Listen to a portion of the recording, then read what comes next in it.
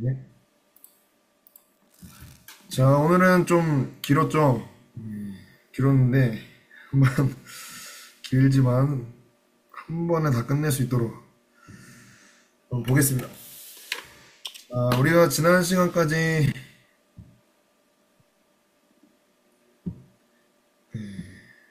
본 것은, 어? 어?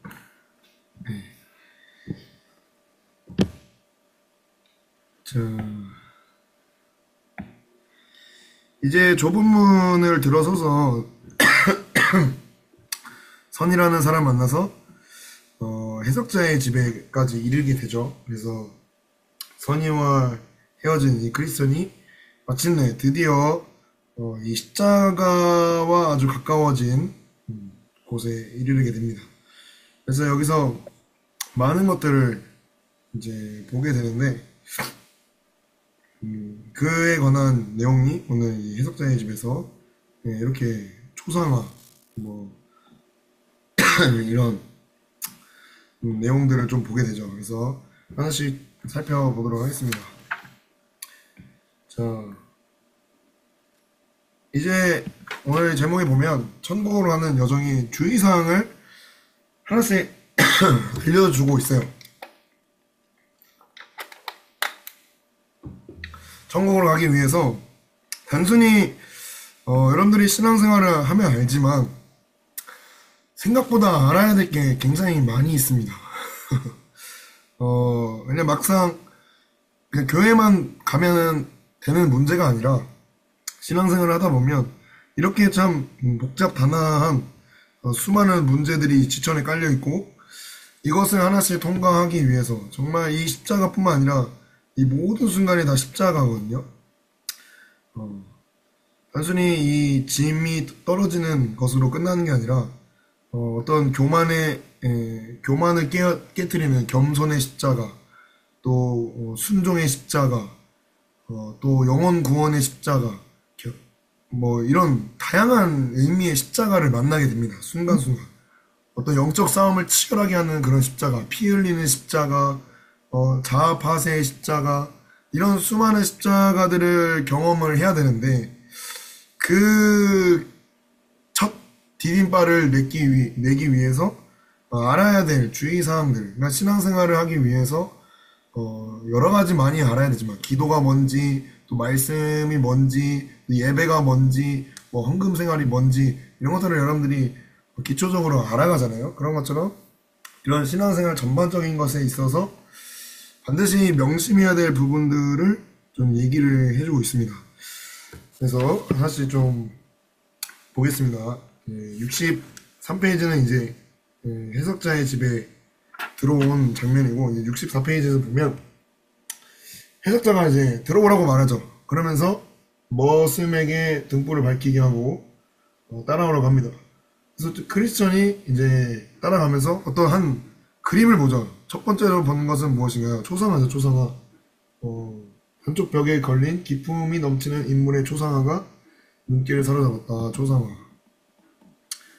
그러면서 이건 무슨 그림인가요? 라고 크리스천이 물었죠.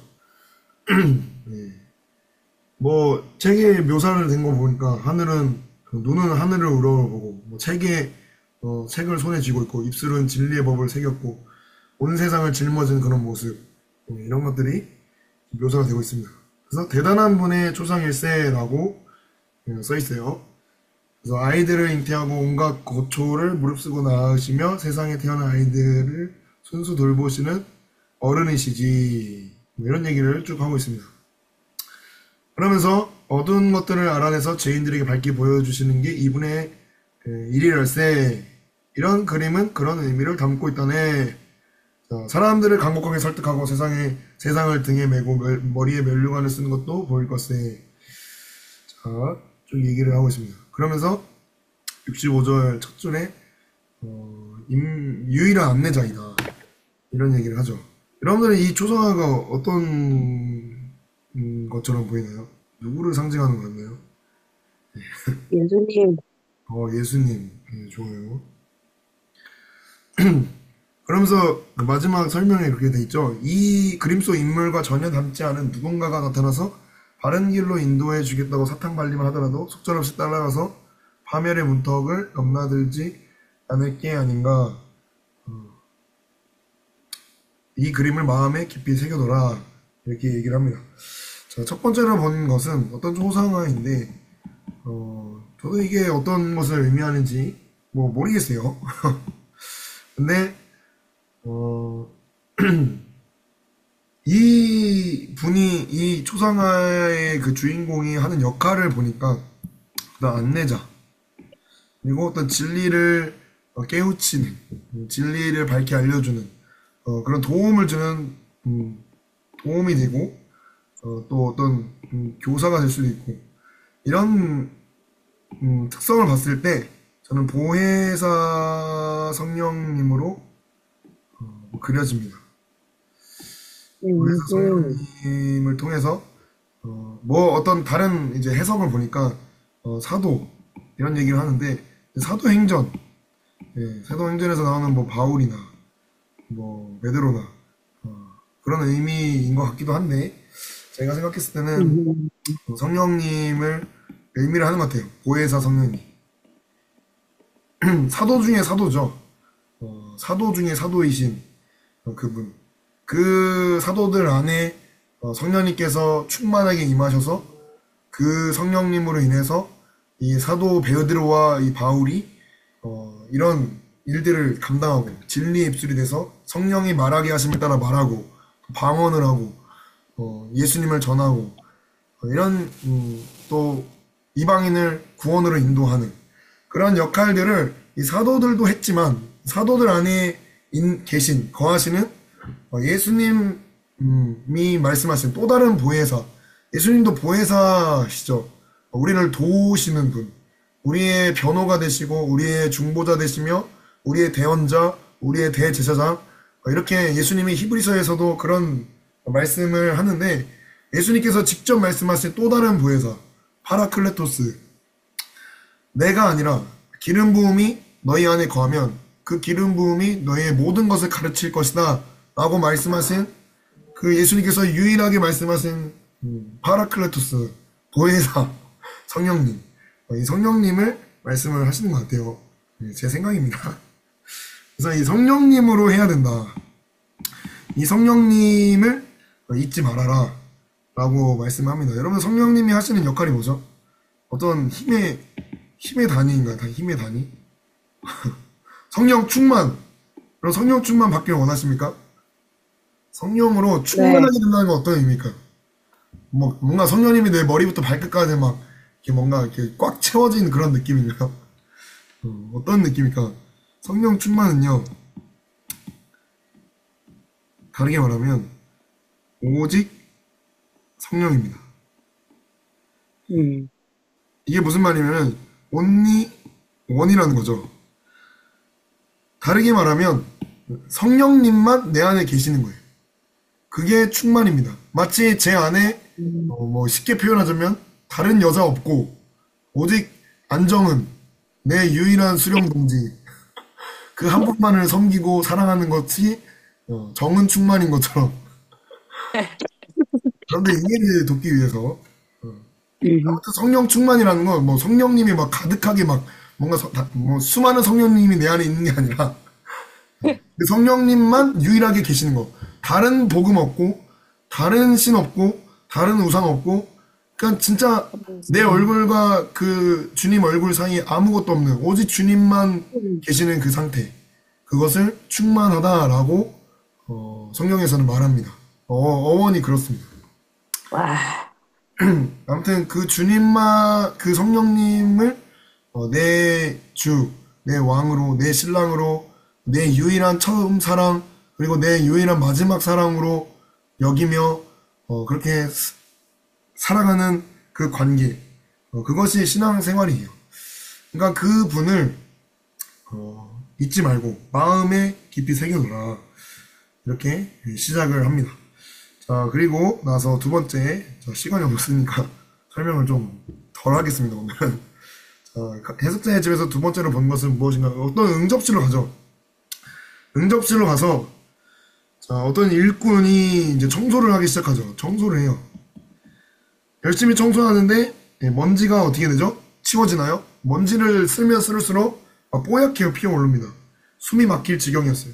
그래서 어떤 소녀, 계집 아이를 시켜가지고 물을 가져다가 뿌려라 하면서 물을 뿌리니까 이 먼지가 싹 마치 물 세차하는 그런 물 청소하는 그런 느낌으로 가득 쌓여있던 먼지, 풀풀 날리는 먼지가 다 사라지게 됐습니다. 반짝반짝 깨끗해졌습니다. 크리스천이 물었죠. 여기에 무슨 의미가 있습니까? 자, 응접실은 은혜로운 복음으로 성결해진 적이 단 한 번도 없는 마음을 가리킨다. 마음이라고 해요. 어떤 마음이냐? 아직 회개하지 못한 마음, 아직 성결하게 되지 못한 그런 마음을 가리킨대요. 그러면서 인간의 그 마음을 이제 얘기를 하면서 이 마음을 깨끗하게 하기 위해서 무엇을 했죠, 처음에? 청소를 했어요, 청소. 마음 청소. 왠지 이런 제목의 책이 있는 것 같은데. 자, 마음 청소를 하는데, 열심히 청소를 하죠. 이 율법이라는 존재가 나타나서 우리의 마음을 깨끗하게 청소합니다. 율법 말고도 뭐가 있을까요? 뭐 도덕적인 어떤 선한 일, 착한 일, 윤리적인 도덕적인 착한 일, 뭐 율법, 어떻게든 내 마음을 청소하기 위해서 어떤 종교적인 것들을 다 갖고 오죠.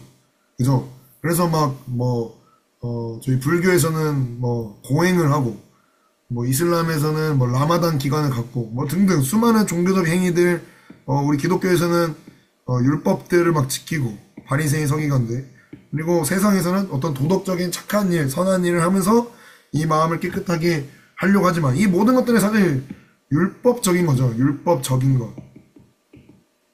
행위로 어떤 것들을 하는 것, 종교적인 행위, 뭐 도덕적인 행위, 이런 것들이 다 율법적인 거고 그걸 율법주의라고도 합니다. 그러니까 율법을 뭐 어떤 기독교가 말하는 그 율법을 지키지 않아도 뭐 기도 1시간 해야 내 마음이 깨끗해지고 말씀을 하루에 5장 읽어야 내 마음이 깨끗해지고 이런 것 자체가 율법적인 거고 율법주의적인 거예요. 근데 그런 걸로는 빗질을 처음 시작한 모습이 율법인데 어떻게 하죠? 청소를 시작하자마자 티끌이 한가득 피어오른다. 아주 율법에 대해서 굉장히 좀 비유적으로 잘 설명하는 것 같아요. 여러분들 이 율법적인 것을 지키면 지킬수록 예를 들어서 막 기도를 1시간 해야 된다. 막 이런 죄를 지으면 안 돼. 막 미디어 금식을 해야 돼. 뭔가 막 나를 막 이렇게 막 쳐가지고 막 어떻게 막 좀 자학을 하듯이 이렇게 하면 할수록 어떻게 되죠? 내 안에 수많은 먼지들이 막 떠오르죠. 하기 싫어지고 지치게 되고 뭔가 이게 맞나 싶기도 하고 막 점점 막 갈 바를 알지 못하게 되는 뭐 눈을 떴는데 율법에 대해서 눈을 떴는데 뭔가 진리에 대해서 눈을 떴는데 뭔가 점점 더 소경이 되어가는 그런 느낌. 근데 이 모든 것들은 율법으로는 정확히 말하면 율법으로는 죄를 깨닫게 한다. 율법의 역할은 딱 여기까지예요.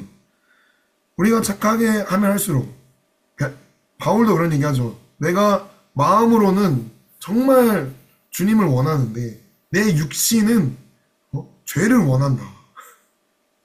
이것들을 이 율법이 계속 막 드러나게 하는 겁니다. 막 계속.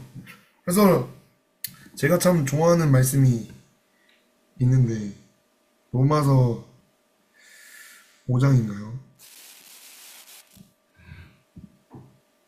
자, 여기 있네요.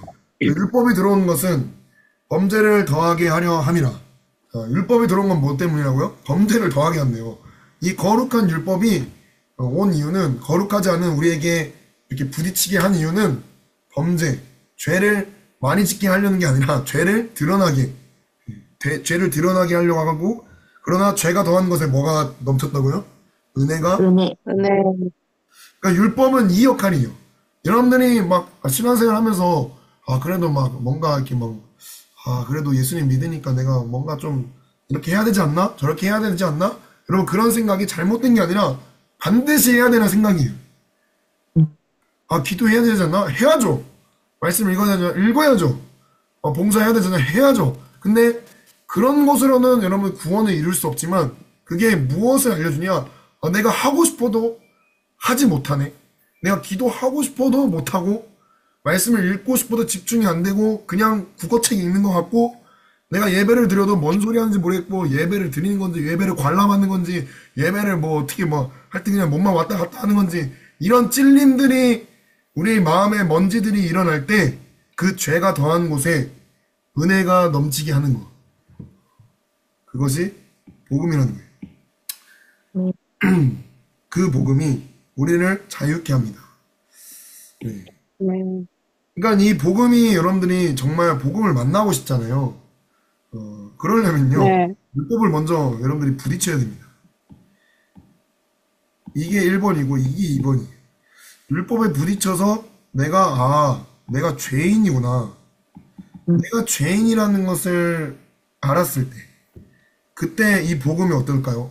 이 복음을 딱 만나면 내가 절대로 이 지옥에서 벗어날 수가 없어.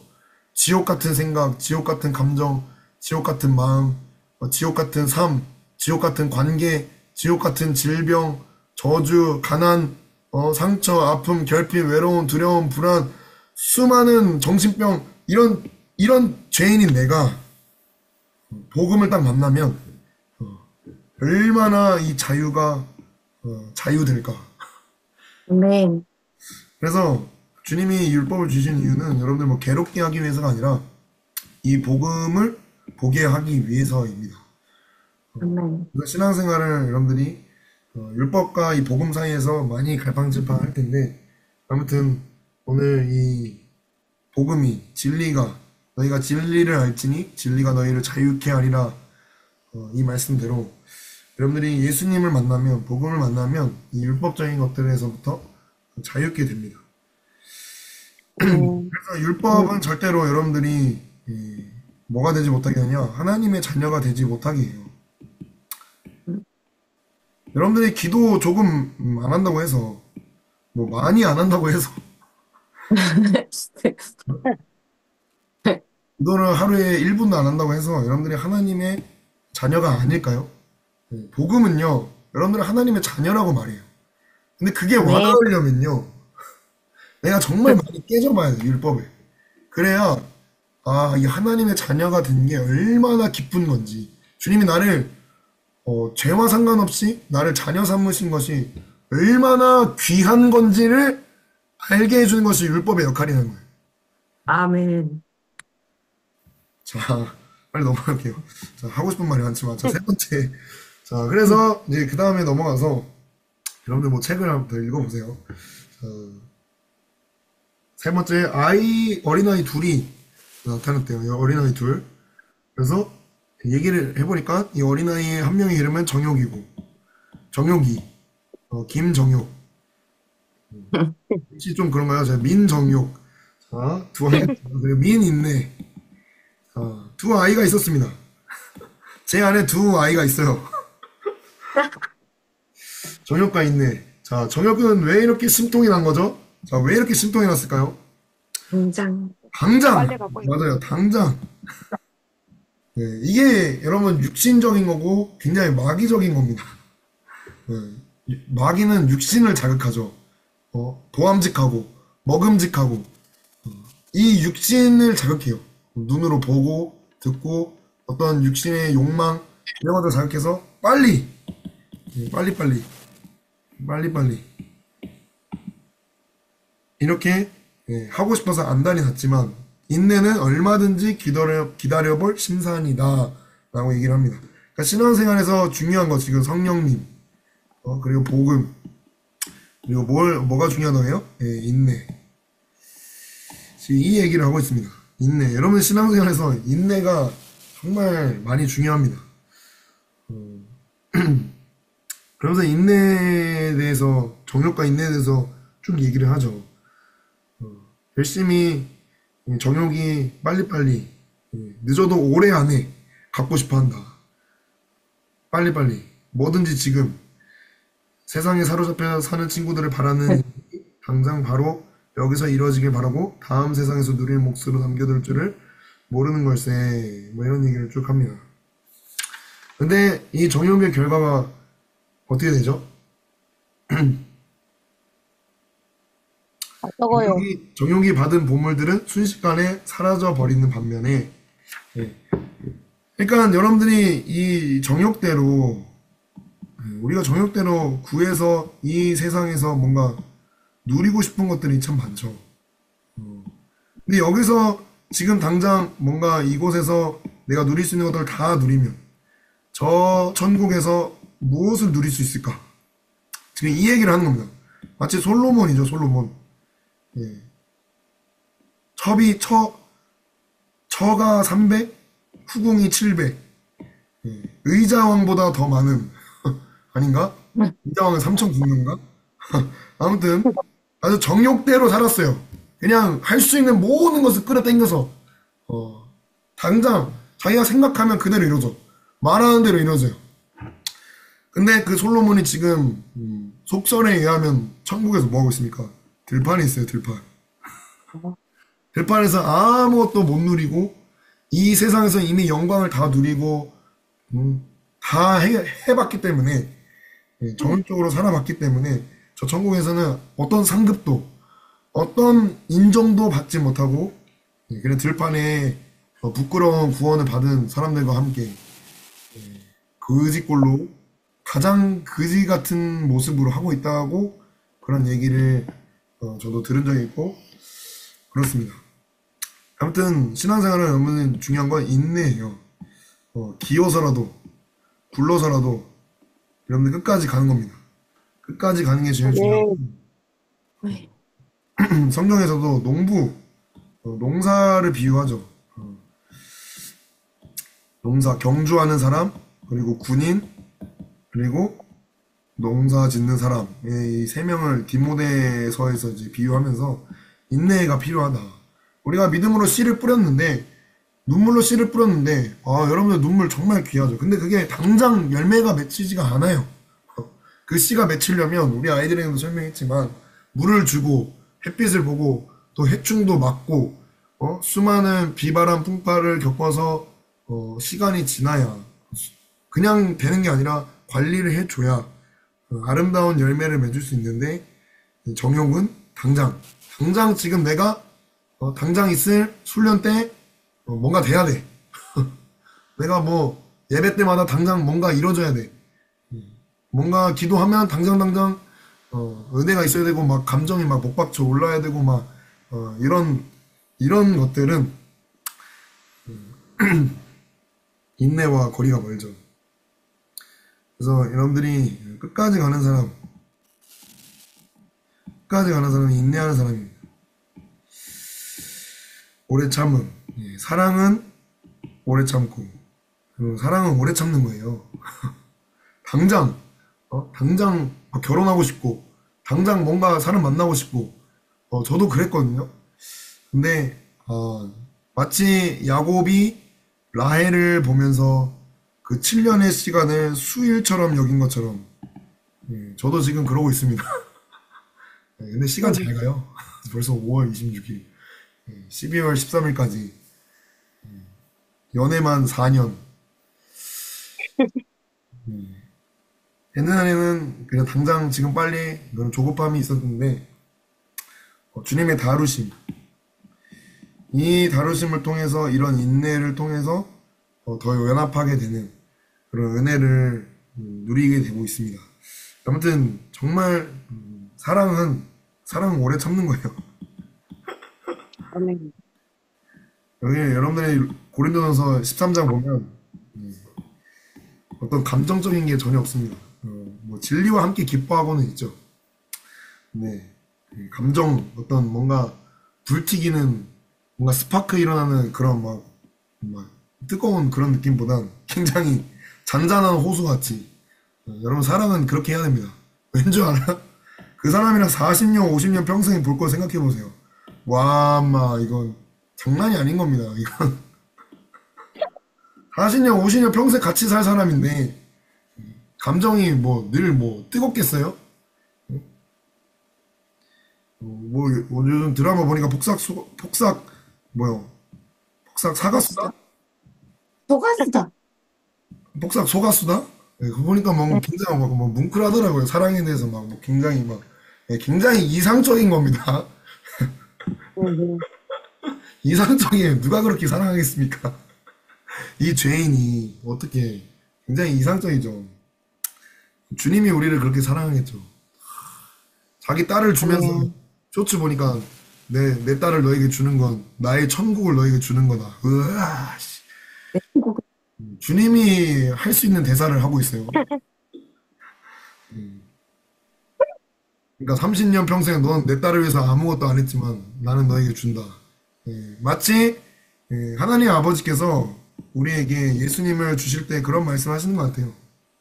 나의 음, 천국을 너에게 준다. 너는 지난 4천년간 아무것도 하지 않았지만 죄만 지었지만 너는 나 없이 네 마음대로 살았지만 나는 너를 사랑한다. 예. 아무튼 그 오래 참는 그 주님의 사랑, 그 인내로 여러분들이 이 경주를 해야 됩니다. 당장 되는 건 없어요. 아멘. 여러분들의 부모님의 구원도 가족 구원도 마찬가지입니다. 내 영혼의 구원도 마찬가지고. 자, 벌써 10분 남았네. 큰일 났네. 이거 다음 주에 해야 되나? 네 번째로 본 거는 뭘까요? 벽난로가 있는 방. 오늘 여기까지 한번 보겠습니다. 네 번째.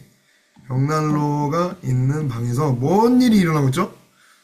한쪽에서 이렇게 난로가 있는데 여기서 이제 불이 이렇게 제가 그림 잘 못 그리지만 불이 나는데 한쪽에서는 물을 뿌리고 있죠. 예, 여기 소방차 물 끄는 사람. 여기서는 한쪽에서는요 뒤편에서는 기름을 붓는 분이 있어요.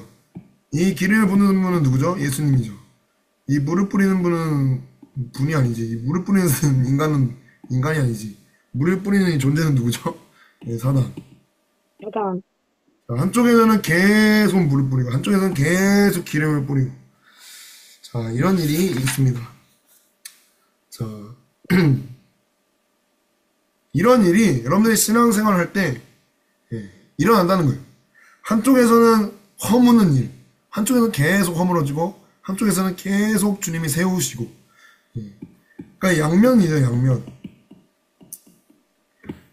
그래서 우리가 어떤 것을 선택할지는 여러분들이 선택입니다. 어떤 일을 보고 사단은 물을 뿌려대요. 뭐 예를 들어서 질병을 통해서 사단은 어떤 물을 뿌리죠? 야, 네가 아무리 해봤자, 응? 넌 결국 이렇게 아프고 쓰러지고, 넌 아무것도 못하게 될 거야. 너는 맨날 아플 거야. 너는 평생 아파야 돼. 네 엄마도 아프고, 너 아빠도 아프고, 할머니, 할아버지도 아프고, 너도 아프고, 평생 그렇게 살아야 된다는 물을 뿌리는 사단이 있는가 반면에 주님은 뒤에서 기름을 부으시면서 무슨 말 하죠? 이 병은 죽을 병이 아니다. 라사로의 죽음을 보면서 이 병은 죽을 병이 아니다. 이 병은 나의 영광을 나타낼 것이다. 너는 이 병을 통해서 나음을 경험할 것이고 너는 반드시 치유될 것이다. 이렇게 어떤 질병이라는 문제, 어떤 뭐 돈이라는 문제, 가난이라는 문제와 또 어떤 회사에서, 가정에서 그런 수많은 문제들이 있으면 사단은 물을 끼얹고 주님은 기름을 붓고 그건 여러분들의 선택입니다. 근데 놀라운 건 주님이 포기하지 않고 일하시는데 더 놀라운 건 사단도 포기하지 않는다는 거예요.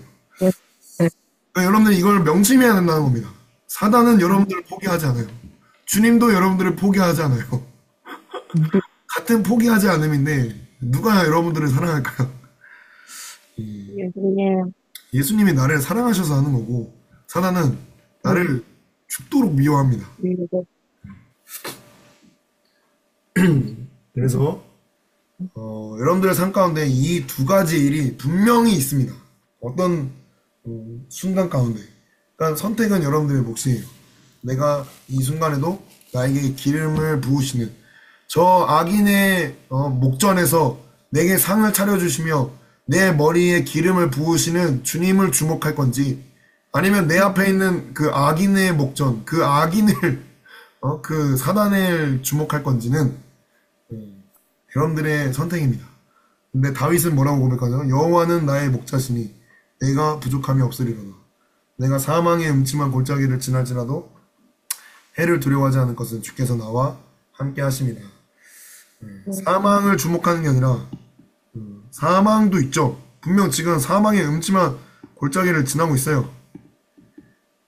근데 이거를 주목하는 게 아니라 나와 함께 하시는 주의 지팡이와 막대기로 안니하시는 그 선한 목자 되신 주님을 주목하고 있습니다.